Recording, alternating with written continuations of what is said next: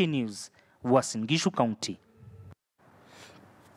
Back to our top story. Independent Electoral and Boundaries Commission Chairman Wafula Chebukati has sent the Commission's CEO Ezra Chiloba on compulsory leave for 3 months pending investigations into procurement irregularities linked to the 2017 general election.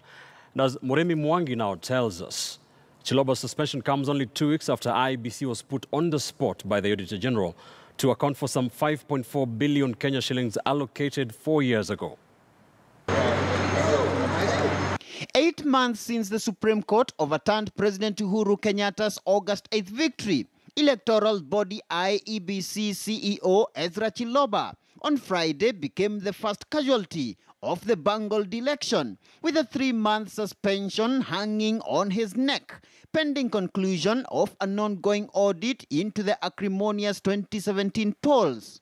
Should have gone much earlier because he became too arrogant.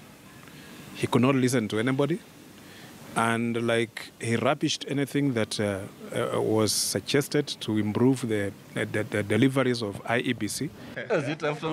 IEBC Chairman Wafula Chebukati announced Chiloba's surprise suspension with the support of fellow commissioners Abdi Gulie and Boya Molu. Consolata. As his deputy Consolata Minor reportedly stormed out of the meeting in protest, with fellow commissioner Ambassador Paul Kurgat absconding from the vote. 6th Commissioner Margaret Wanjala was out on official duty.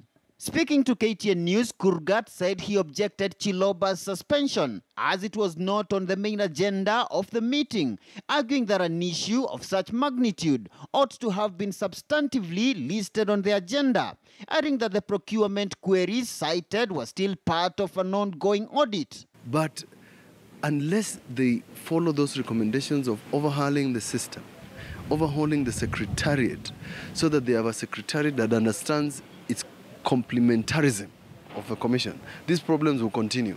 It will be Oswago, and then Chiloba, and then Mwikali, and then Nyokabi.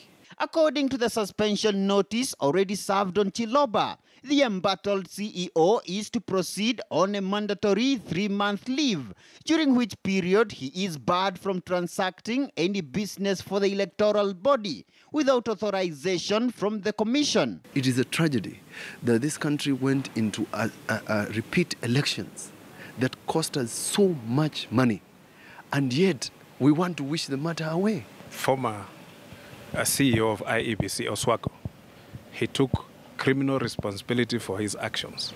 So I believe Chiloba, as the CEO of IEBC, he should take full responsibility. Following IEBC's September 1st Supreme Court embarrassment with the nullified presidential poll, Chebukati had excluded Chiloba from his project team, which he eventually set up to oversee the October 26th repeat poll. As opposition protests intensified across the country, demanding Chiloba's resignation, with key opposition leaders pushing for his prosecution over the anomalies reported in the bungled August 8th polls. 2 days, right?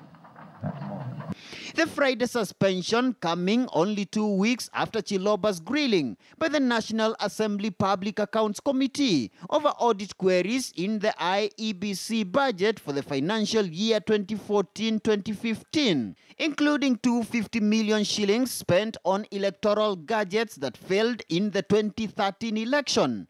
Now, while the Supreme Court verdict did not specifically indict individual IEBC officials for the bungled presidential poll, Chiloba's suspension no doubt puts him on the spot, even as the auditors continue with their investigations.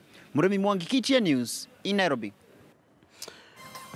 You're watching KTN Prime. Thank you for staying with us. We take a quick commercial break. We are back shortly with more for you, including tonight's episode of Area Code, and tonight,